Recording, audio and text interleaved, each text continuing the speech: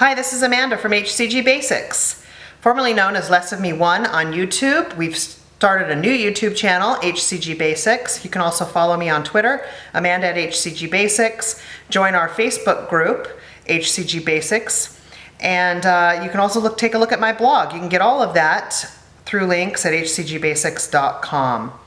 Today I'm going to show you how to mix your hCG.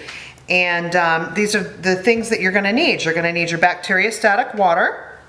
You'll need a sterile vial that's sealed. And you'll need your hCG. I commonly use a couple brands, hCG, Corian, and Ovidac. And I always purchase it in the 5,000 IU.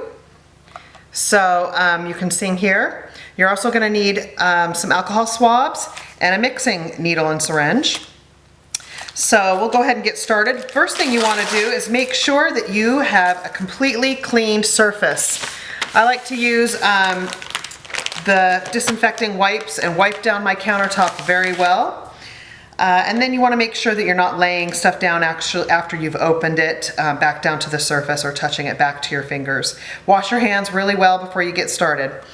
So I'm going to open up an hCG here, and this is how it will come. It'll either come this way where they're separated in the box, or it also will come in a little tray. So let me show you here. So what you're going to have in here is your hCG with powder in the bottom, and you're going to have a diluent.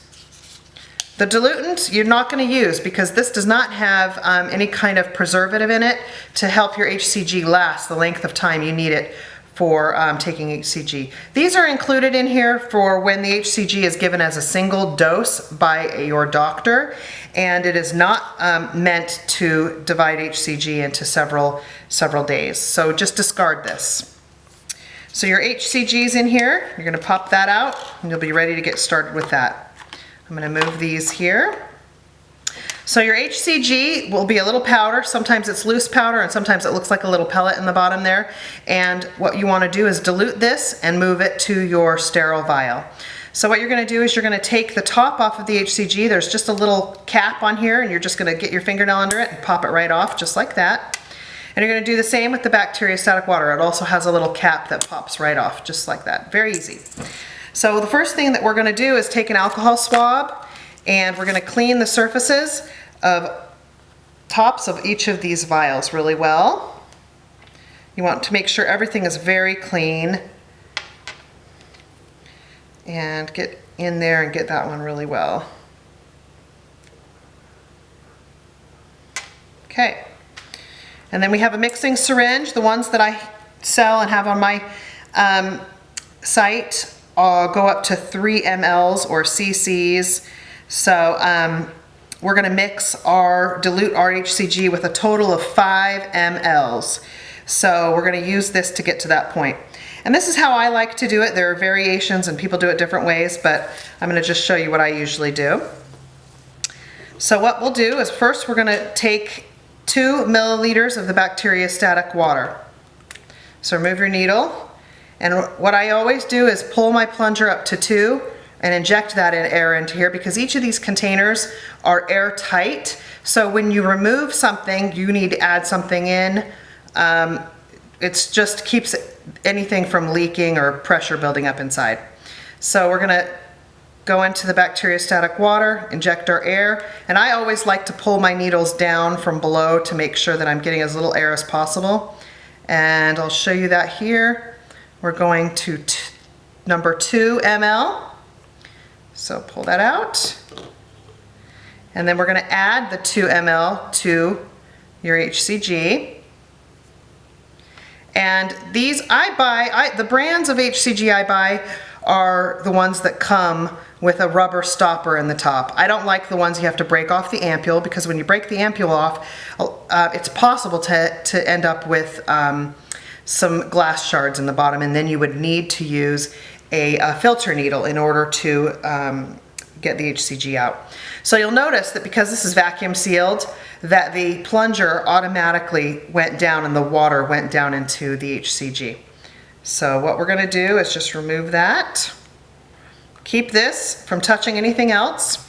And then I like to just lightly roll the hCG until it looks like it's been diluted.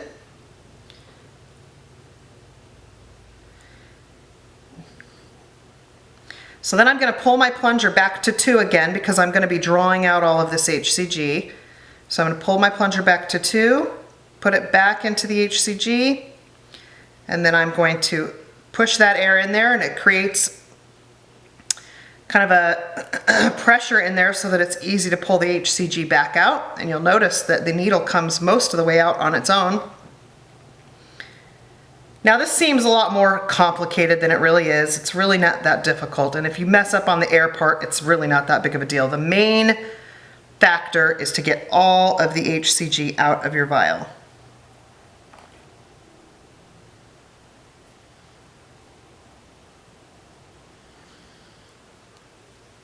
Okay, so what you're going to do is you're going to put all of this into your sealed vial, empty, sealed, sterile vial.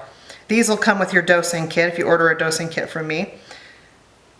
And you inject all of that into there, and then you're going to pull back up to the 2 just to get some air out of here so that there's not too much pressure. If there's extra pressure in this vial, liquid might start squirting out of that little hole until it self-seals. Okay, now we've got 2 in there and we need 3 more. So what I like to do is I like to just completely repeat my process so far and take another 2 milliliters out of the bacteriostatic water. So I go over here, inject the air in, withdraw another 2 milliliters of bacteriostatic water,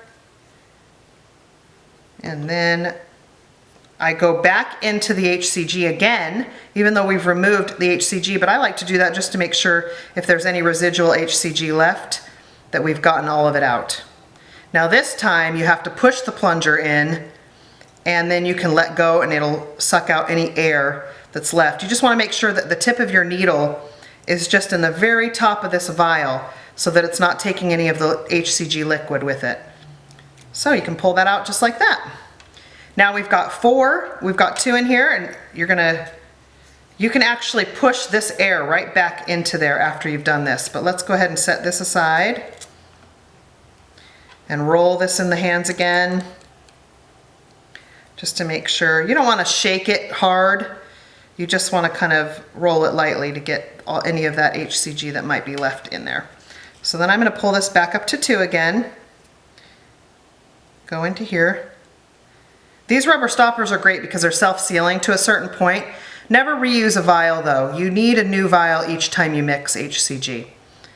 So we're going to pull our needle back as far as we can. Get the hCG out of here.